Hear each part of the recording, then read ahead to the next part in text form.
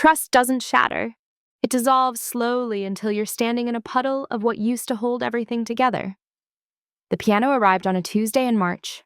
I remember because the movers tracked mud across the hardwood floor I'd just refinished, and Sarah laughed, actually laughed, at my face when I saw it. "It's just wood," she said, already running her fingers across the keys, not even waiting for them to leave. The sound filled our living room in a way I didn't expect, bright and full and alive. She looked younger standing there, her hand hovering over middle C like she was meeting an old friend she'd forgotten she loved. She'd been talking about lessons for months. "Before I'm 40, she kept saying, as if that birthday was a door closing instead of just another year. We'd been married for 11 years by then. We had a house with good bones in a neighborhood where people still waved. We had a daughter who was 7 and a son who was 4. We had routines, Wednesday night dinners at her parents', Saturday mornings at the farmer's market, Sunday evenings where we'd sit on the porch after the kids were in bed and talk about small things, the garden, the leak in the garage, whether we should finally get a dog. The piano teacher's name was Michael. She found him through a flyer at the coffee shop downtown, the one with the exposed brick and the baristas who remembered your order. "He teaches evenings," she told me over breakfast, showing me her phone. "Tuesdays and Thursdays, 7 to 8. The kids will be down by then." He was younger than I expected when I met him. Mid-30s maybe, with the kind of face that made you trust him immediately. Open, friendly, the type who listened when you spoke. He had a canvas messenger bag and wore button-down shirts with the sleeves rolled up. The first night he came, he shook my hand and complimented the house. "Great light in here," he said, looking around our living room like he was seeing something I'd stopped noticing. "I'll be upstairs," I told Sarah. "Working." She nodded, already sitting at the bench, her posture different. Straighter, more alert. I heard them through the floorboards, the stop and start of scales, his voice, patient and low, saying things I couldn't quite make out, her laughter when she hit a wrong note. The sound became part of our Tuesdays and Thursdays, as ordinary as the refrigerator's hum or the tick of the hallway clock. This isn't fiction.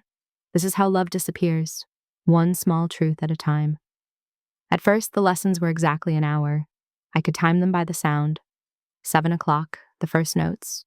8 o'clock, silence, then footsteps, then the front door closing, then Sarah in the kitchen making tea, her face flushed and happy in a way that made me smile. "How'd it go?" I'd ask. "Good," she'd say. "Really good. Michael says I have a natural sense of rhythm." I didn't know then that this would be the last season I slept well. By June, the lessons ran longer, 8:15, 8:30. "We were just talking," Sarah said when I came downstairs to find them still at the piano, sheet music spread everywhere. "About interpretation, how Chopin wanted this piece to feel." Michael stood when I entered. "Sorry, man, we lost track of time." "No problem," I said, because what else do you say? It became normal, the extended lessons, the conversations about music theory and dynamics and the way certain composers built tension. Sarah started practicing during the day, between her shifts at the clinic. I'd come home for lunch and hear Beethoven or Debussy drifting through the house. She seemed lighter, more present. She'd started wearing perfume again, something I noticed but didn't question. The piano bench creaked in a specific way. I learned to recognize it, the slight groan when someone shifted weight, leaned closer, moved to make room. One Thursday in July, I came down at 8:45. They weren't at the piano. They were standing by the bookshelf, looking at something on her phone, their heads close together. They stepped apart when they heard me on the stairs, but not quickly. Naturally, like there was nothing to hide. "Just showing him that video of Emma's recital," Sarah said. "She's talented," Michael added. "Must get it from her mom." I made myself smile.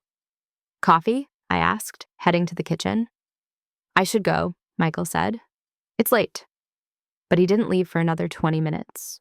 I could hear them at the door, their voices low, the kind of murmuring that sounds like privacy taking shape. The receipts appeared gradually. Coffee. Thursday at 2:17 p.m., coffee. Tuesday at 3:42 p.m., same place. The shop with the exposed brick. "I thought you worked Tuesdays," I said, casual, folding laundry. "I switched with Jennifer," Sarah said, not looking up from her book.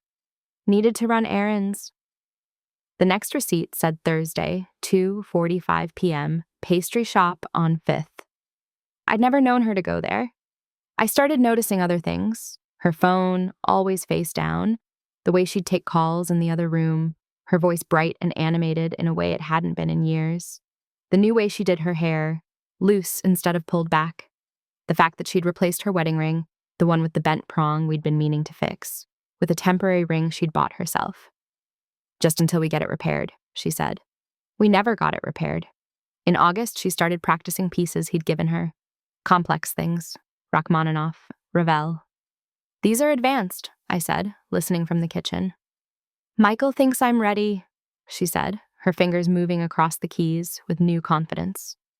Michael thinks, Michael says. Michael showed me. His name became a weather pattern in our house. Always there. Always shifting the atmosphere. I told myself I was being paranoid. She was happy. That was good, wasn't it? She'd been struggling with the sameness of everything. She'd said so herself back in February when the days felt gray and long.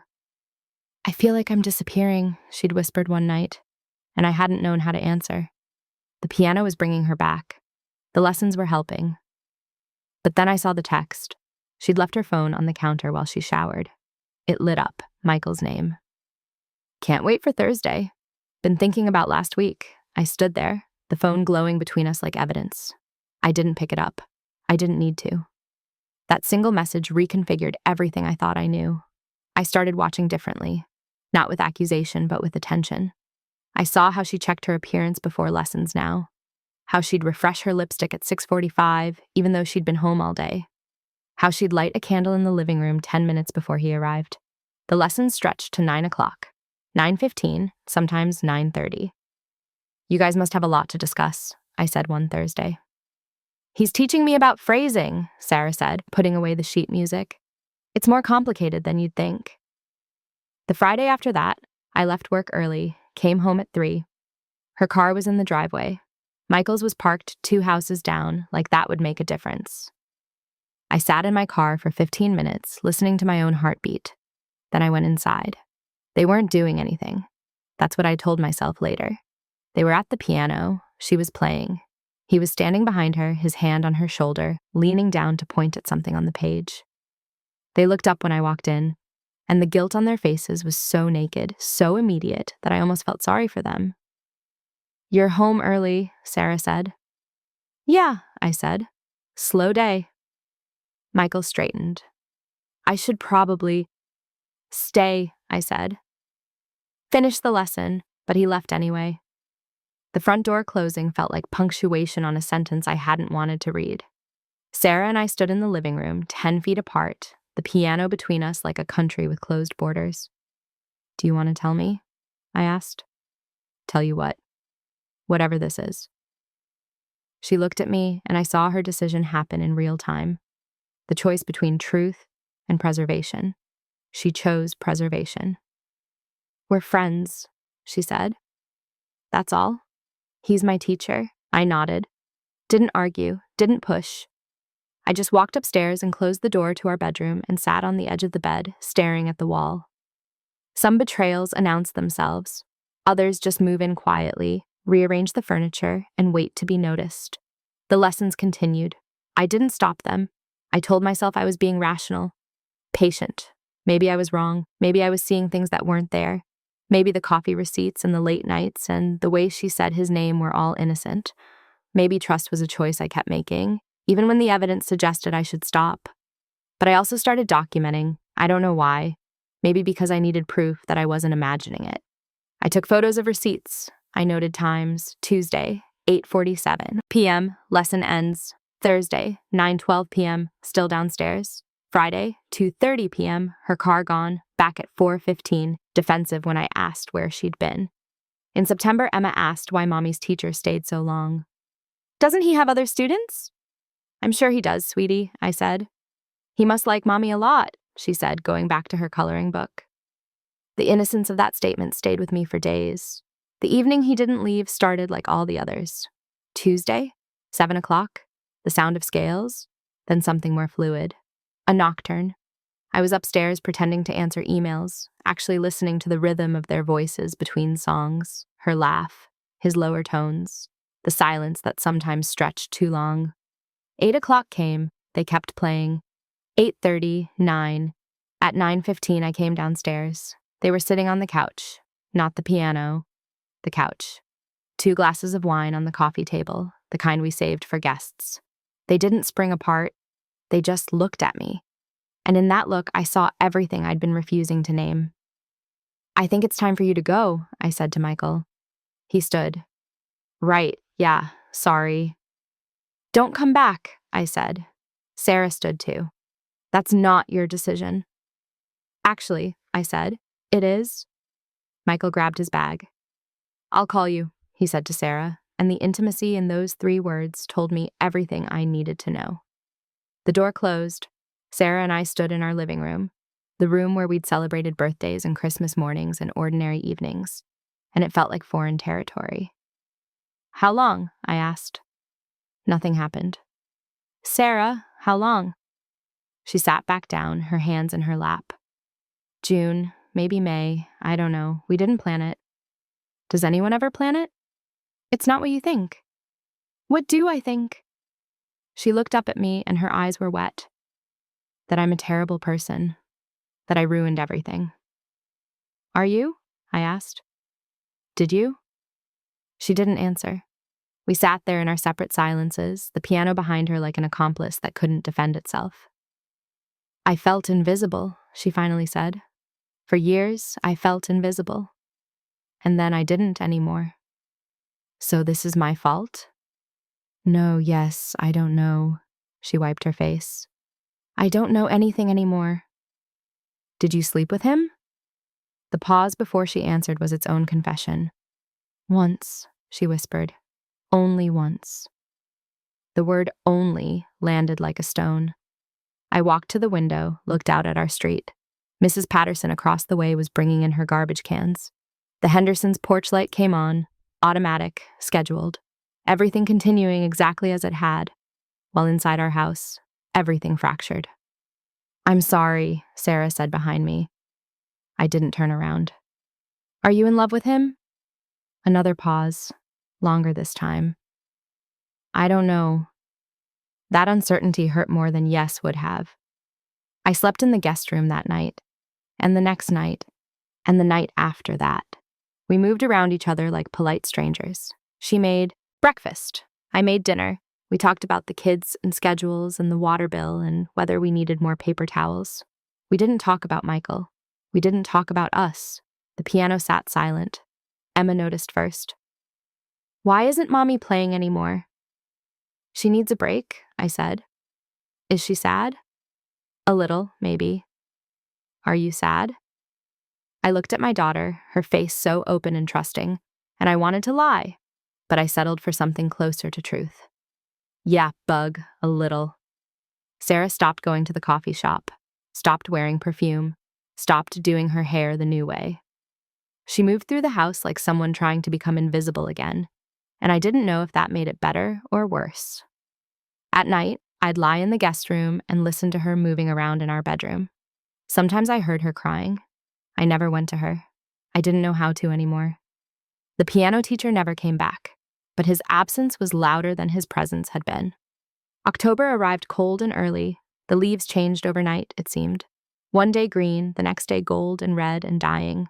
Sarah's mother called, asked if we wanted to come for dinner. "You missed the last 2 Wednesdays," she said, suspicious. "We've been busy," Sarah told her. "Too busy for family." We went that Wednesday, sat at her parents' table and pretended everything was fine. Her father talked about the election, her mother asked about the kids' school, Emma chattered about her science project. Our son spilled his milk and cried, and I cleaned it up while Sarah comforted him. And for 5 minutes, we were a team again, moving in sync, partners in the small disaster of raising children. Driving home, Sarah said, "We used to be good at this." "At what?" "Being us." I kept my eyes on the road. "Yeah, we did." "Can we be again?" I didn't answer right away. I was thinking about all the small deaths a relationship can suffer, how you can lose something gradually, one molecule at a time until you're not even sure what you're grieving. "I don't know," I finally said. She nodded, looked out at her window. That's fair? We tried. I want to be clear about that. We tried. She suggested counseling.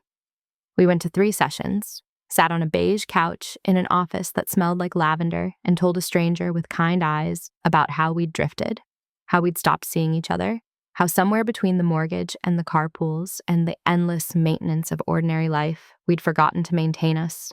The counselor asked Sarah about the affair. She cried, said she didn't know why she'd done it, said she loved me, said she was sorry, said it again and again. The counselor asked me about forgiveness. I said I wanted to forgive her. I said I understood. I said all the right things, but understanding isn't the same as healing. At night, I'd lie awake and replay it. The late lessons, the coffee receipts, the way she'd said his name, the text I'd seen, the wine glasses on our coffee table, her admission. Once. Only once. Only. I started wondering about the details I didn't know. Where had it happened? When? Had she thought about me? Had she compared us? Did he know about the scar on her hip from the emergency C-section? Did he know she still slept with a nightlight because she was afraid of the dark? Did he know her? These questions arrived at 3 a.m. and stayed until dawn. By November, we'd settled into a new normal. Separate bedrooms, careful kindness, a performance of marriage for the kids, for her parents, for ourselves. We were good at it. Years of partnership had taught us how to move in tandem even when our hearts weren't aligned. The piano stayed closed. Dust gathered on its lid like snow. You should play, I told her one Sunday. I don't want to. It's yours. You loved it. I know. But she didn't touch it, and I understood why.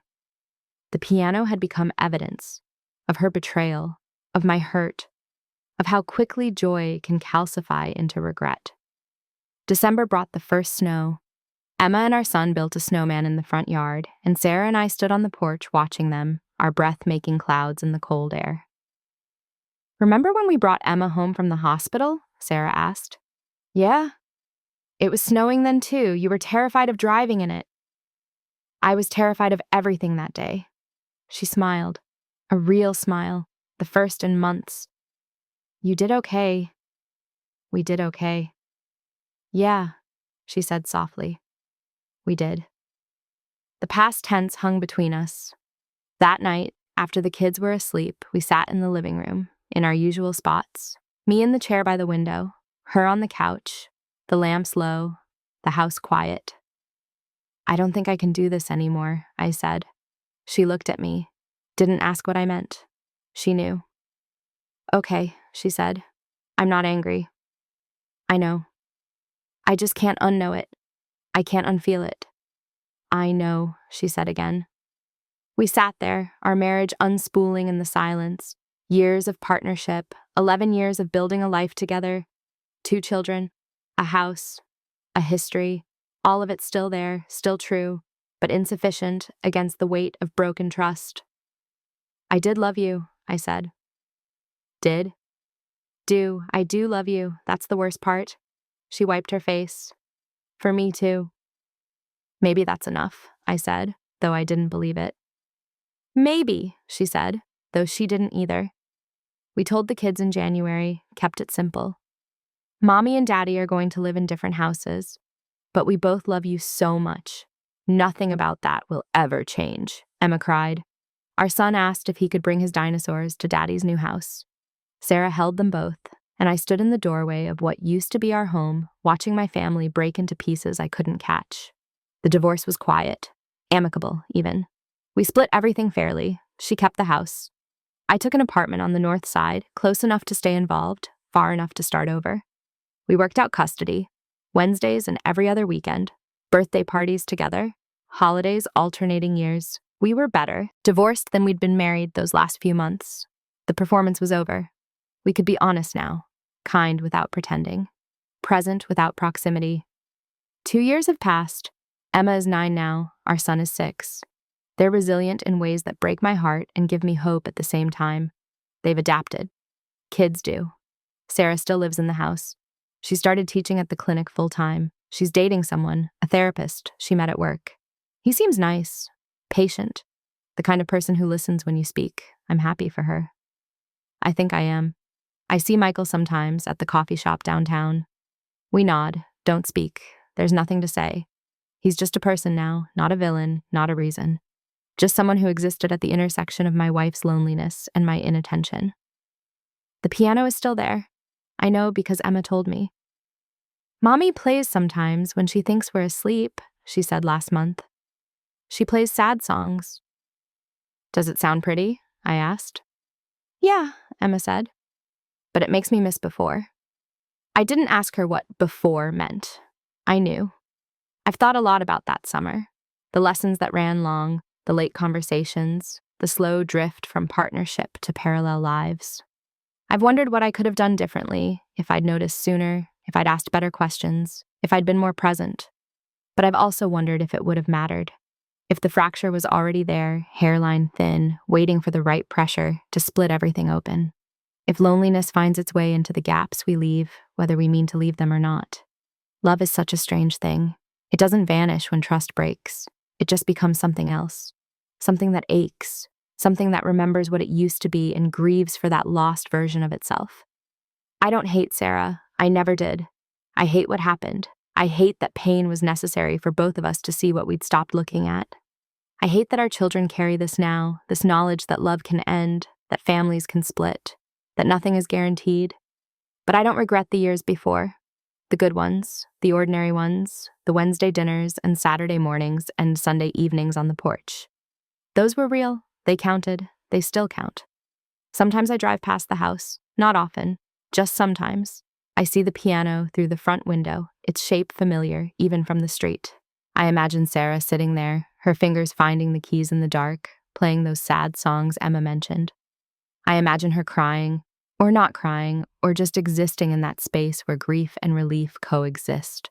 And I think about how we built a life together, and how that life ended, and how both of those things are true and will always be true. How love and betrayal can live in the same house. How forgiveness is both impossible and necessary. How some endings are whispered, not shouted. Last week, Emma asked me if I was happy. We were driving to school, morning light, streaming through the windshield, her backpack in the seat behind us. Yeah, Bug, I said. I think I am. Good, she said. You seemed sad for a really long time. I was sad for a really long time. But not anymore? I thought about it, really thought about it. Not as much, I said. She nodded, satisfied, went back to looking out the window. And I realized it was true. The pain had softened, not disappeared, just softened, become something I could live with, something that belonged to my history but no longer dictated my present. The scar tissue of a broken heart is strange. It's tougher than the original flesh, more resilient, less flexible. It protects and it limits. It remembers and it warns. I've learned to live with mine. There's no neat resolution to this story, no dramatic confrontation, no satisfying revenge or redemptive forgiveness. Just the slow, ordinary work of rebuilding a life from the pieces of one that shattered. Some nights I still think about that Tuesday evening, the wine glasses on the coffee table, the moment I told him not to come back, Sarah's face when I asked how long, the weight of her admission. Once. Only once. I think about how quickly trust can dissolve, how love can stay even after trust is gone, how two people can hurt each other terribly while still caring deeply, how the same hands that built something can also take it apart. I think about the piano teacher who stayed after lessons to talk about progress, about how sometimes progress looks like destruction, how sometimes the only way forward is through the ruins of what came before. And I think about Sarah playing sad songs in the dark, her fingers remembering what I tried to forget. We were good once. We were real, we were a family that worked, and then we weren't. And that's the truth of it. Simple, devastating, ordinary. Love doesn't always survive its own weight. Sometimes it just becomes lighter, quieter, until one day you realize you've been carrying a memory of something that doesn't exist anymore. The piano teacher always stayed after lessons, until the evening he didn't leave. And everything that came after, the fracture, the unraveling, the fallout, was just the slow work of admitting what we'd both known for longer than we were willing to say. Trust doesn't shatter. It dissolves slowly until you're standing in a puddle of what used to hold everything together. And then you walk away. Not because you hate what it was, but because you finally accept what it became.